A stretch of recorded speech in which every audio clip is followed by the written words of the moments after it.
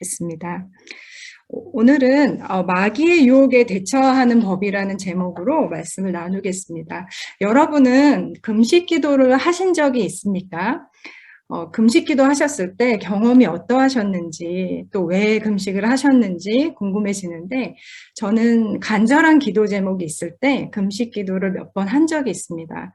금식 기도를 통해서 하나님의 마음을 움직이려는 의도가 있었지만 항상 저의 마음이 먼저 변할 때가 많았고 또 기적적으로 하나님께서 상황을 움직여 주실 때도 있었습니다. 그러나 금식 기도는 해보신 분들은 아실 테지만 굉장히 쉽지 않습니다. 일단 배가 많이 고프고요. 육체적인 고통이 좀 따릅니다. 배고픔을 참는 것도 힘들지만 먹는 즐거움을 갖지 못하는 정신적 스트레스가 있고요. 몸의 힘과 에너지가 빠져나가는 육체적인 또 고통이 있습니다. 저도 또 금식을 해야 한다면 마음이 좀 어려워지고 망설여집니다.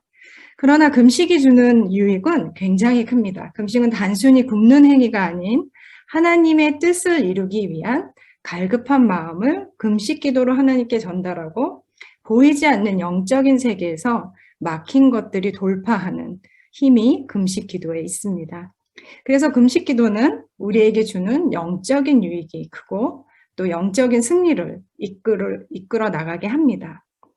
오늘 본문에서 예수님께서 사역을 하시기 전에 40일 금식을 하십니다. 그리고 마귀에게 시험을 받으시는 장면이 나오십니다.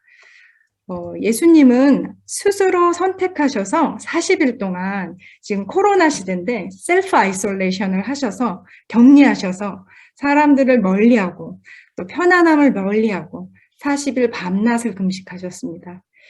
저는 지난해 락다운 때 버블이 없어서 6주 동안 집에서 혼자 지냈습니다. 주위에 선교단체 선교사님들이 계셨음에도 불구하고 혼자 지내는 것이 굉장히 어려웠습니다. 근데 예수님은 40일 동안 본인이 자처해서 그 과정이 굉장히 어려웠을 거고 외로움도 크셨을 것 같습니다. 40일 동안 먹을 것을 못 먹어 육체적으로 굉장히 배고프고 피곤하고 나약해져 있는 그런 상태였을 것 같습니다. 1절에 보시면 성령에게 이끌려 마귀에게 시험을 받으러 광야에 나가시는 것이 나와 있는데 이때 매우 인상적인 것이 발견이 됩니다. 그것은 성령님의 인도 아래 하나님의 허락하에 마귀에게 시험을 받으시는 장면입니다. 시험을 받는 장소도 범상치 않습니다. 광야입니다. 광야는 외롭고 험하고 고된 삶을 상징하는 곳입니다. 가뜩이나 예수님은 40일 밤낮 금식하셨기 때문에 육체적으로 극도로 나약하신 상태였습니다. 이런 상황이 예수님 입장에서는 너무나 힘든 상황입니다. 그러나 예수님은 묵묵히 성령님의 인도를 따르셨고 시험을 거부하지 않는 모습을 보여줍니다. 우리도 때로는 예수님처럼 비슷한 상황에 있을 때가 있습니다. 하나님께서 때로는 의도적으로 이런 어려운 시간을 거치게 하십니다. 그래서 우리의 진짜 인격과 믿음이 드러나게 하십니다. 그걸 통해서 우리의 믿음이 자라고 정금과 같이 되시길 원하시기 때문입니다. 그러나 저와 여러분은 인간이기 때문에 연약함도 있고 마귀의 달콤한 유혹에 넘어갈 때도 있습니다. 그래서 오늘은 예수님께서 어떻게 마귀의 유혹을 대처하셨는지 살펴보면서 우리도 예수님을 닮아가고 우리 삶 가운데 적용하는 시간을 가져보겠습니다. 첫 번째로 마귀의 유혹에 대처를 하려면 내가 예수님 안에 누구인지 나의 정체성을 알아야 합니다. 3절과 6절에 보시면 마귀가 2번 반복하는 그런 말이 있습니다. 내가 하나님의 아들이거든. 여기서 보면은 똑같이 6절에서도 또 내가 하나님의 아들이거든 이라고 정체성에 도전하는 말을 합니다. 좀 쉽게 풀어보면 내가 하나님의 아들이라면 이 돌들이 빵이 되게 증명해봐. 그리고 네가 하나님의 아들이라면 여기서 뛰어내려봐. 천사들이 너를 떠받치고 다치지 않게 할 거야. 라고 외치면서 하나님의 아들인 것을 계속 증명하라고 속삭입니다. 우리에게도 우리가 하나님의 자녀라면 어떠한 기준을 높이 세우고 이 정도는 해야 하지 않냐고 계속 설득력 있게 유혹하고 우리의 정체성을 존재가 아닌 행위로 증명하게 만듭니다. 예수님은 충분히 사단이 말한 대로 하실 수 있었지만 그럴 필요가 전혀 없으셨습니다. 그 이유는 자신이 하나님의 아들임을 너무나 잘 알고 계셨고 사단이 시킨 대로 해서 하나님의 아들임을 증명할 필요가 없었기 때문입니다. 예수님은 이 땅에 이루어야 할 사명과 목적을 분명히 아셨기 때문에 사단의 음성에 흔들리지 않았습니다. 이 마귀는 예수님께 영웅적인 방법으로 기적적이고 놀랄만한 일을 해서 예수님을 메시아로 알리게 하려고 했지만 예수님이 이 땅에 오신 목적은 섬김을 받으러 오신 것이 아니라 섬기러 오셨고 오히려 십자가의 고난을 통해 자기의 백성을 구원하러 오셨기 때문에 이러한 사단의 유혹을 바로 거부할 수 있었기 때문입니다. 저 같은 경우는 10대 청소년 아이들과 꽤 많은 시간을 과거에 보냈고 최근에도 보내고 있습니다. 한국에서는 탈북 청소년, 해외로 또 입양한 청소년, 또 여기서는 주사랑교회 아이들을 알아가면서 너무나 다른 종류의 아이들이지만 청소년 때의 시간, 비슷한 고민들과 문제들로 어려움을 겪는 것들을 많이 보았습니다. 이런 10대들의 아이들의 방황을 많이 하고 흔들리는 이유가 아직 생각이나 몸이 다 자라지 않는 것도 있지만 더 중요한 거는 자신의 정체성이 확고하지 않기 때문입니다. 누구인지 잘 몰라, 내가 누구인지 몰라, 남이 하는 말이나 환경에 쉽게 흔들리고 유혹에 빠집니다. 세상이 말하는, 세상이 원하는 모습으로 살아가려고 합니다. 하나님 안에 자신의 정체성이 확고하면 내가 멋진 사람처럼 행동하지 않아도 되고 남에게 인정받기 위해서 증명할 필요가 없습니다. 그러나 정체성이 흔들리면 어른, 아이 구분할 필요 없이 끊임없이 사랑받고 인정받기 위해서 애를 씁니다. 나 자신이 되기보다는 누군가 특별한 사람이 되려고 살아갑니다. 성도인 우리는, 예수님의 자녀인 우리는 우리의 정체성을 잊지 말아야 합니다. 우리는 하나님의 자녀이고 예수님의 목숨과 바꾼 소중한 존재입니다. 그리고 예수님의 길을 따라가는, 닮아가는 제자입니다.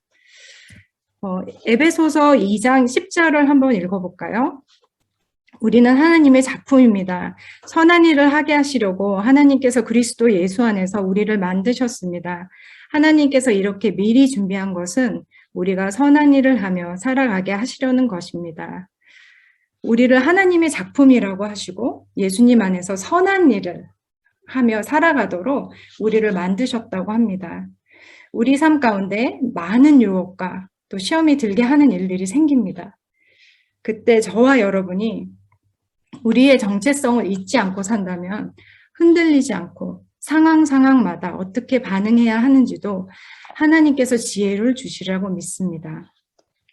두 번째, 마귀의 유혹을 대처하려면 하나님의 음성과 마귀의 유혹을 분별하는 분별력과 말씀을 아는 지식이 필요합니다.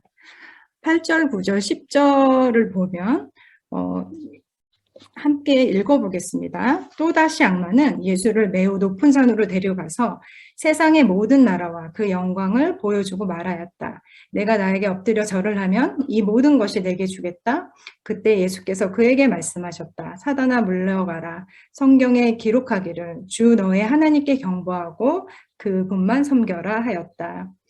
두 번째 마귀가 예수님을 유혹하는 장면입니다.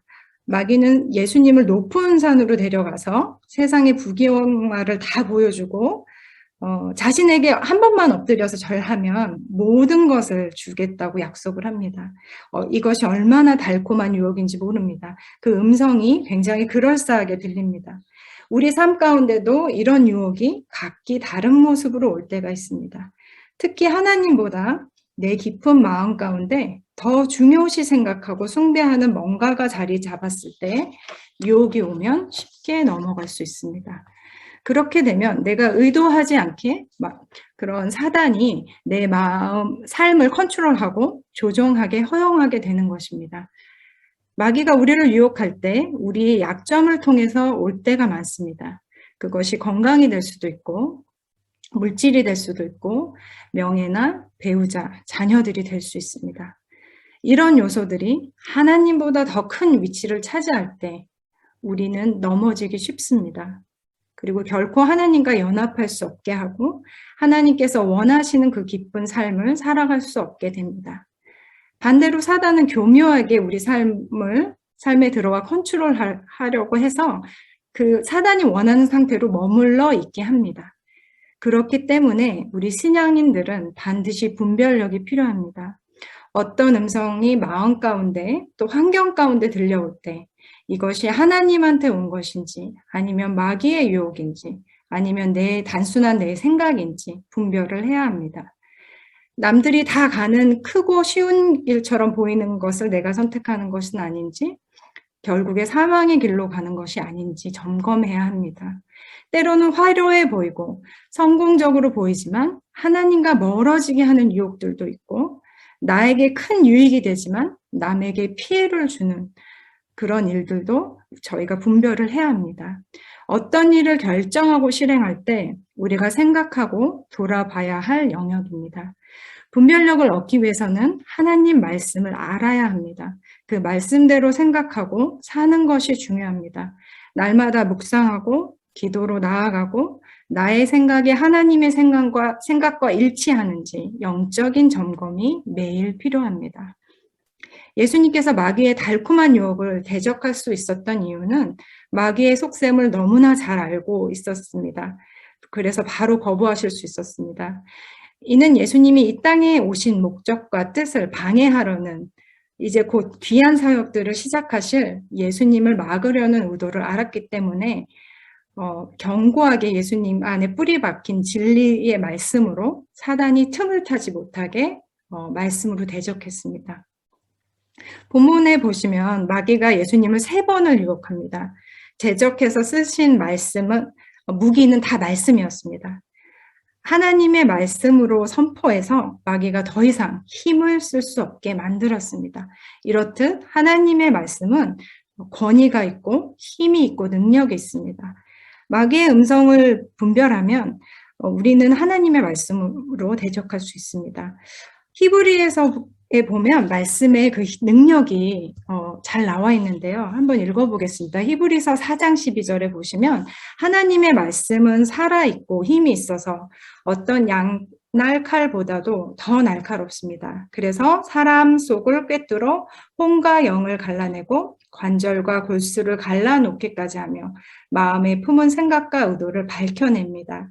이처럼 하나님의 말씀은 양쪽으로 날카로운 날이 있는 것처럼 예리하고 날카로운 그리스도의 큰 무기입니다.